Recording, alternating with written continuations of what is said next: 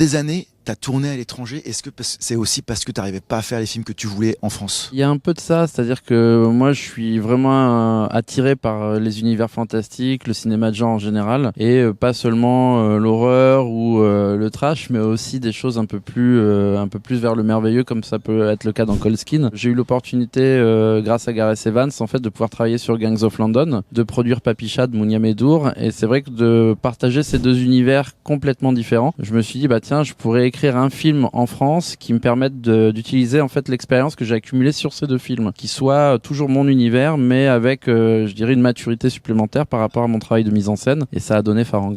Tu fais passer quelque chose pour moi et t'as ton terrain. Tu fais ton taf comme d'habitude, tu changes strictement rien.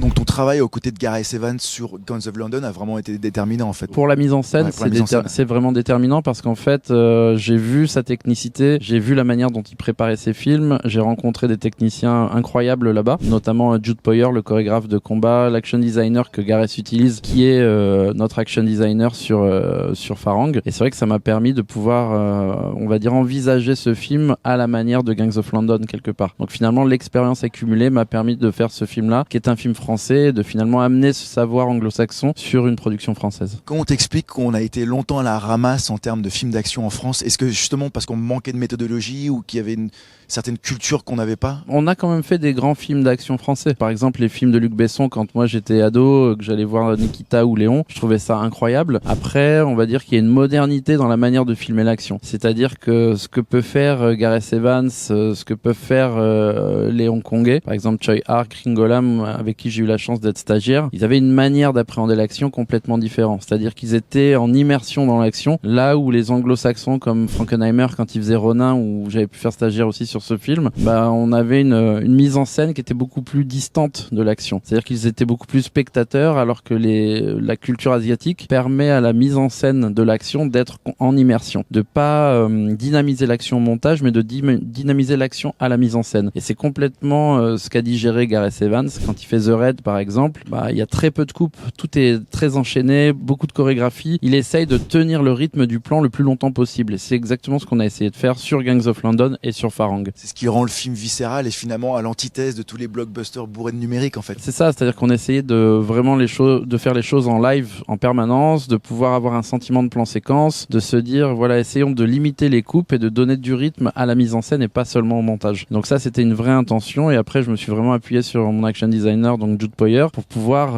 appliquer cette méthode. C'est quoi un action designer? C'est quelqu'un à qui vous allez dire par exemple je veux absolument une séquence d'action dantesque dans un ascenseur. Narrativement, il doit se passer tel et tel événement pour la suite de l'histoire. Ensuite, je lui laisse une liberté créative pour me proposer ce qu'on appelle une prévise. À partir du moment où la prévise est présentée, donc c'est-à-dire c'est une proposition de ce qui est censé se passer dans la bagarre, pour pas que ce soit juste de l'impro, parce qu'on ne peut pas improviser. Et à partir de là, je vais lui dire change-moi ce coup de pied. Là, quand il perd le pistolet, ça serait bien qu'il récupère le pistolet un peu avant. Là, ça serait bien qu'on tire dans la lampe. Là, ça serait bien que quelqu'un tombe entre les grilles de l'ascenseur et se coince le bras pendant que l'ascenseur monte. Là, ça serait bien qu'on prenne un bout de verre pour taper dans la tour. Enfin, on essaye d'inventer du détail, et ensuite on va vraiment dans la dentelle de ce qui est censé se passer, ce qui fait qu'on a un sentiment de chaos organisé. Nous, on sait exactement ce qui se passe, et le spectateur c'est comme de la musique, c'est-à-dire on détermine une vraie partition de l'action avec un début, un rythme, un tempo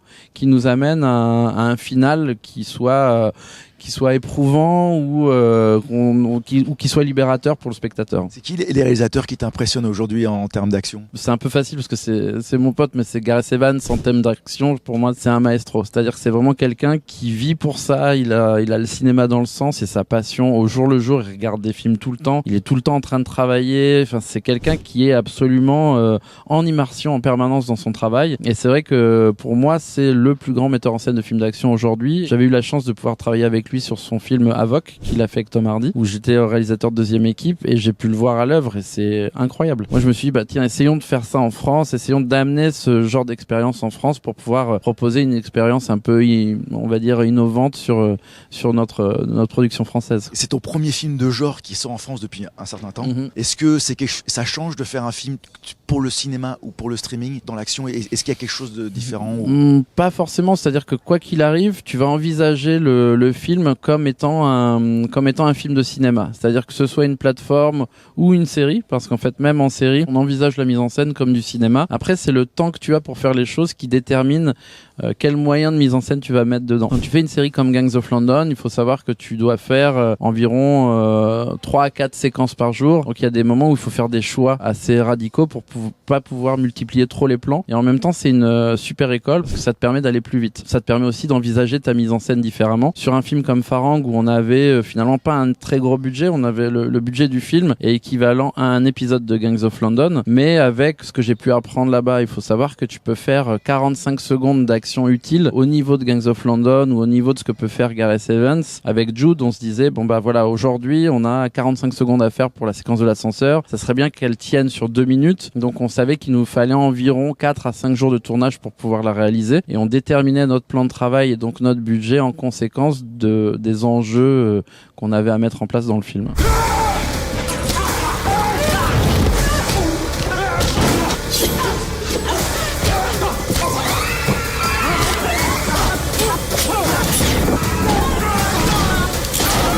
Ton rapport à la violence à l'écran, parce que le film est extrêmement violent et plus on avance, plus ça devient brutal, presque pas comique à la fin, mais il y a un côté grand guignol à la fin qui est très jouissif. Moi, je vais reprendre juste une phrase de Tarantino par rapport à la violence au cinéma. Il y a un jour une journaliste qui lui a demandé pourquoi vos films sont si violents et lui il a répondu because it's just fucking fun. C'est tout. Quand on fait du cinéma d'action, on a envie que ce soit un kiff pour le spectateur en fait. Et c'est vrai que la manière de traiter l'action et la violence au cinéma pour moi, ça doit être un plaisir de spectateur. C'est-à-dire que elle doit être jouissive. C'est pas une violence répulsive ou complaisante. Il faut que ce soit jouissif pour le spectateur. Il y a des films comme les premiers films de Peter Jackson où la violence était jouissive et elle allait vers l'humour en fait. Et donc il faut savoir que la violence au cinéma et chez Tarantino c'est exactement ça. Elle est souvent jouissive. C'est intéressant de la traiter de cette manière-là. Combien d'entrées un film comme Farang doit faire en France pour que ce soit jugé, estimé comme un succès, que la sortie en salle a été une réussite? Nous, le plus important, c'est que le spectateur prenne un plaisir à voir le film. Après, le succès d'un film comme Farang, idéalement, vu son budget, ça serait qu'on arrive autour des 300 000 entrées, ça serait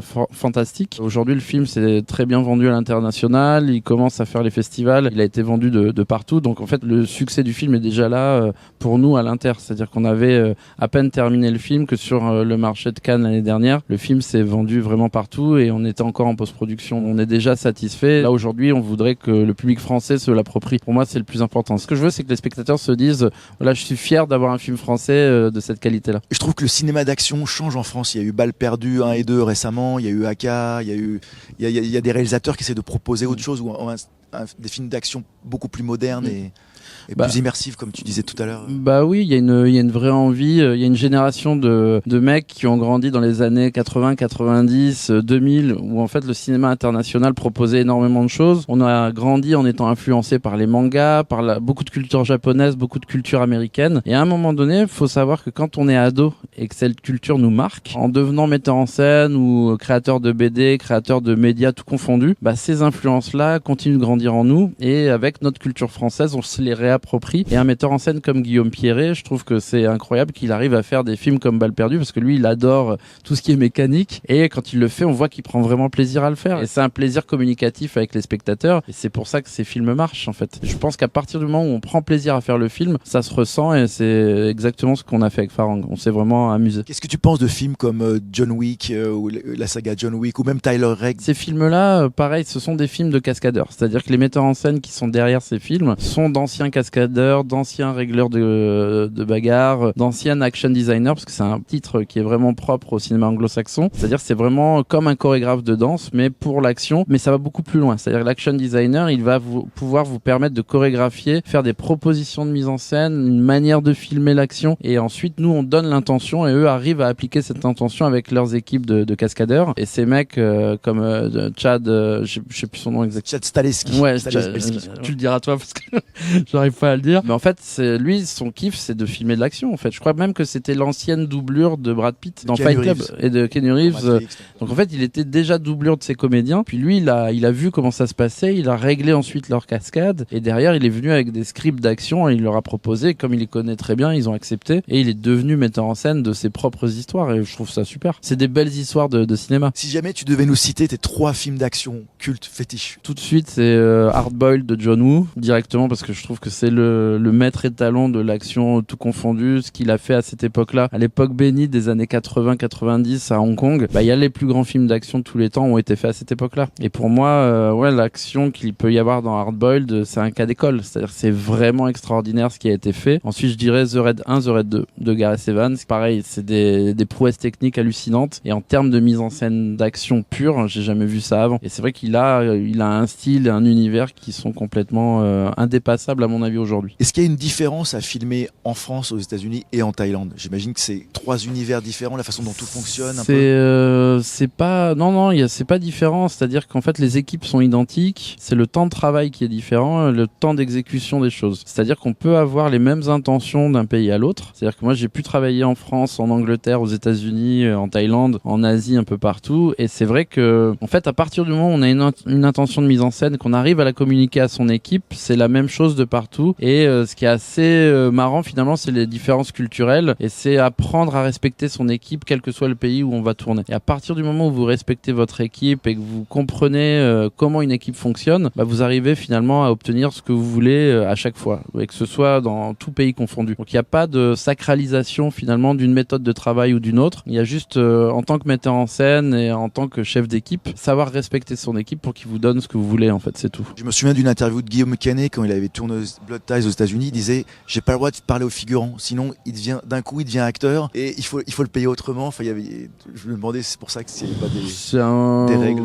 C'est un peu une légende urbaine, je pense, parce que c'est finalement, moi je m'interdis pas d'aller parler aux gens sur un plateau et au contraire, c'est-à-dire on est humain et on peut parler à n'importe qui et à un moment donné on a le droit d'aller parler à un figurant et il va pas forcément devenir un rôle. Après, on est dans des enveloppes de budget qu'il faut respecter. Donc, c'est en fonction de la demande qu'on va avoir. Oui, ça peut arriver que si on se dit, tiens, ce figurant-là, j'ai envie de lui donner 2-3 phrases à ce moment-là parce qu'on est sur la création, c'est sur le plateau que ça se fait et qu'on se dit qu'on en a besoin, on va voir notre directeur de production puis on lui dit, voilà, il est plus figurant, mais c'est une négociation entre le metteur en scène et la production. Ça fait 2 films que tu vas faire avec Nassim. Qu'est-ce qui fait qu'il est différent pour toi dans le paysage des acteurs français? Là où Nassim est différent dans le paysage audiovisuel français, c'est qu'il a une mentalité anglo-saxonne et que c'est un énorme travailleur. Moi, j'ai eu la chance de l'avoir sur Farang et c'est lui qui a fait la démarche de me contacter au début. Il m'a écrit sur Instagram alors que je savais pas du tout, j'avais pas du tout pensé à lui au début pour Farang et on se voit, on se rencontre. Je lui dis en plus que le film à ce moment-là est certainement pour quelqu'un d'autre que j'avais en tête. Cette personne